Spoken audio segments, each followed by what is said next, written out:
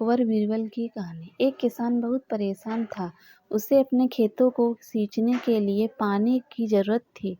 इसलिए वह कई दिनों से अपनी जमीन के आसपास किसी कुएं की तलाश कर रहा था। इसी तलाश में वह घूम ही रहा था कि अचानक उसे एक कुआं दिखा। वह कुआं उसके खेतों से बहुत नजदीक था, इसलिए किसान बहुत खुश हुआ। उसने सोचा कि अब उसकी परेशानी खत्म हो गई। यह सोचकर वह खुशी-खुशी घर चला गया। अगले दिन वह पानी लेने कुएं पर पहुंचा। जैसे ही उसने कुएं के नजदीक रखी बाल्टी कुएं में डाली, वहां एक आदमी आ धमका। वह किसान से बोला, "यह कुआं मेरा है, तुम इससे पानी नहीं ले सकते। अगर तुम इस कुएं से पानी लेना चाहते हो तो तुम इसे कुएं को खरीदना होगा।"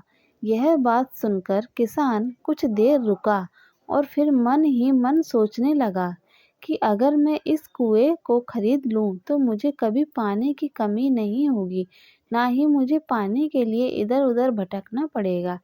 फिर क्या था, दोनों के बीच एक रकम तय हुई। किसान के पास उतने पैसे तो नहीं थे, लेकिन वह ये मौका छोड़ना नहीं चाहता था। इसलिए किसान ने उस आदमी को अगले दिन वह रकम देने का वादा किया और घर की ओर चल दिया। किसान के लिए कुआं खरीदने का ये अच्छा मौका था, इसलिए वह इस काम में जरा भी देर नहीं करना चाहता था। घर पहुंचते ही उसने अपने करीबियों और दोस्तों से इस बारे में बात की और कुएं के लिए तय हुई रकम का इंतजाम करने में जुट गया। थोड़ी भागदौड़ और कोशिश के बाद आखिरकार उसने वह रकम जमा कर ली।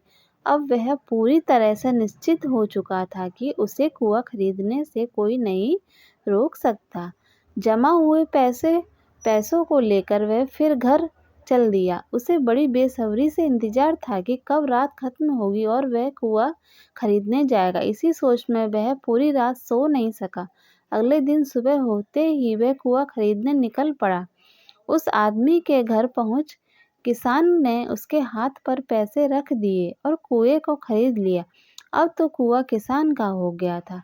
तो फिर उसने पानी निकालने में देर नहीं की। जैसे ही किसान ने कुएं से पानी निकालने के लिए बाल्टी उठाई, उस आदमी ने फिर बोला, "ठहरो, तुम इस कुएं से पानी नहीं निकाल सकते हो। मैंने तुम्हें कुआं बेचा है।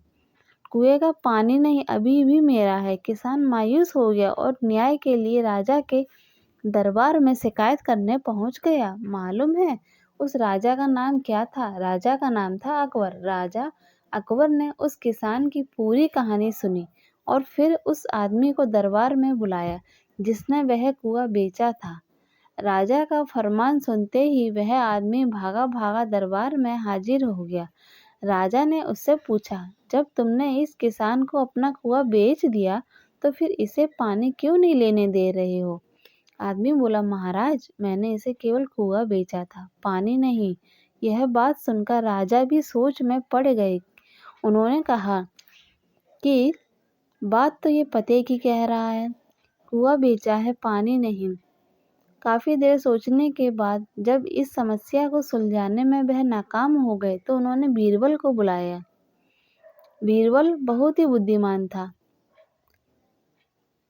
इसलिए राजा अकबर किसी भी मामले पर फैसला लेने से पहले उसकी राय जरूर लेते थे। बीरबल ने एक बार फिर दोनों से उनकी समस्या पूछी। फिर बात जानने के बाद बीरबल ने उस आदमी से कहा, "ठीक है, तुमने कुआं बेचा, पानी नहीं। फिर तुम्हारा पानी किसान के कुएं में क्या कर रहा है? कुआं तुम्हारा नहीं है, फौरन अपने पानी को कुएं से बाहर निकालो।" बीरबल का इतना कहते ही उस आदमी को समझ आ गया कि अब उसकी चालाकी किसी काम की नहीं है आने वाली। उसने राजा से फौरन माफी मांगी और माना कि कुएं के साथ उसके पानी पर भी किसान का पूरा अधिकार है।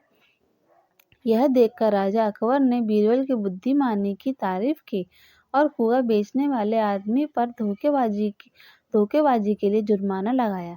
सीख: अपने आप को दूसरों से अधिक चालाक नहीं समझना चाहिए, साथ ही धोखा देने की आदत से भी दूर रहना चाहिए, क्योंकि कोई ऐसा भी हो सकता है जो आपसे भी अधिक बुद्धि का इस्तेमाल करना जानता हो। ऐसे में आपका धोखा पकड़ा जाएगा और आपको अपने किए का भुगतान करना होगा। जैसे इस कहानी के अंत में कुआं बेचने वाले